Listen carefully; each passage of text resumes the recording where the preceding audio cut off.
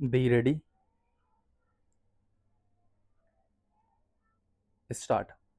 Sir, the budget has been variously described and criticized as one that increases the burden of the common man, one which gives concessions to the rich and encourages foreign investment. I agree, sir, that it is all this and much more, but it certainly is not a highwayman's budget.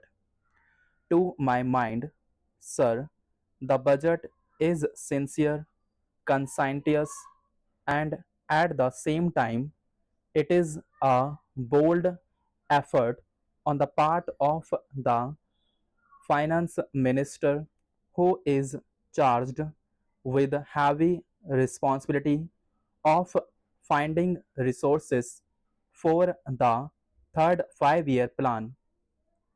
This plan, to my mind, sir, is not at all ambitious in view of our needs.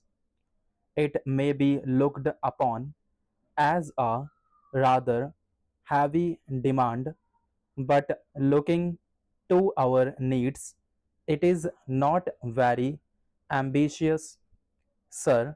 The fact that even the considerations of the coming general elections could not deflect the finance minister from the course which seemed to him necessary and proper should earn him the appreciation of every right thinking man. The common man's interest, as I said, is nearer to our hearts than perhaps some others can claim, or at least it is equally nearer to us, and yet there come times in a nation's history when it becomes necessary for the people to postpone the fruits of their labor and enterprise to secure the future. Here also, sir, opinions may differ. According to the Communist Party, such a time came during the last Great War when they were exhorting people, the common people, to contribute their full might to the war effort.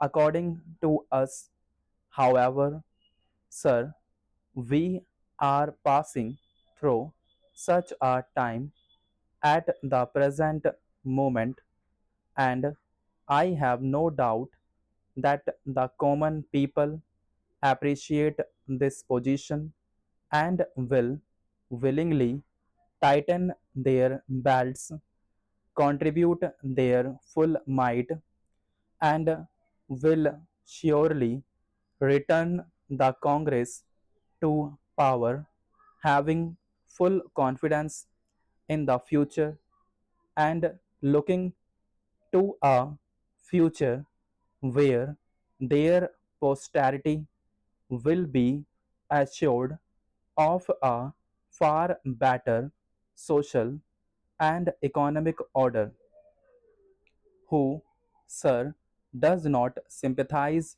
with the difficulties of the common man.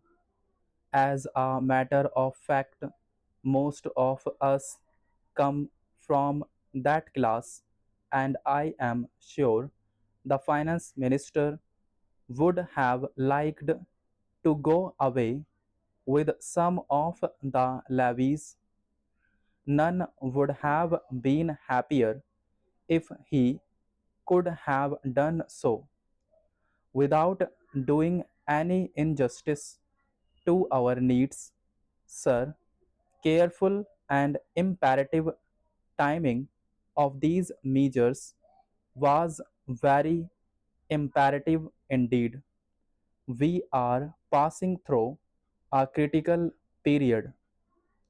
Sir, it may not be necessary to continue these levies for a long time. Rather, I am inclined to think that before long it may be possible to give up some of them at least. I have very valid reasons to think so. Our public undertakings are coming to their own, and some of our important irrigation and power projects have just been completed. Some others are nearing completion, and in due course, I think in the very near future, they must yield returns. This will go a long way to lighten the burden of the common man. We might, sir, also resort to some other ways. I suggest that we might take to public trading in some specific items of export and import. That would also certainly go a long way and help us. The private corporate sector has been steadily growing and has been developing capacity. It is true to benefit from all these present concessions and develop greater capacity. This sector must come forward to meet new demands for taxation in the future. I agree that so far as indirect taxation is concerned, it has reached the saturation point, but the corporate sector, growing as it is in strength, in vitality, and in capacity, will not, I am sure, shirk its responsibility to contribute to the common fund. I wish, sir, the committee which had been appointed to go into where the additional national income had gone had entered upon its labors a bit earlier and had made its findings available to us. I do not want to state its findings, but I have a feeling that the committee, when it concludes its labors, will come to the conclusion that a major portion of this additional national income has gone into the pockets of a comparatively small number of men, small number of individuals, and it is the country's taxation needs because the profits they have earned are not all due to their own efforts and enterprise only.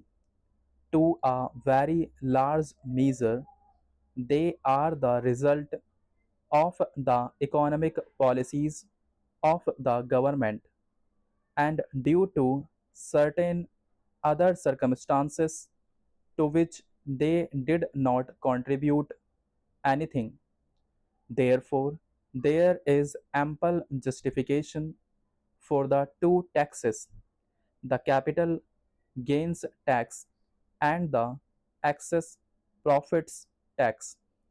I need not go in detail into all the regions that my honorable friend has explained earlier so lucidly, but I must say that I entirely agree with them all.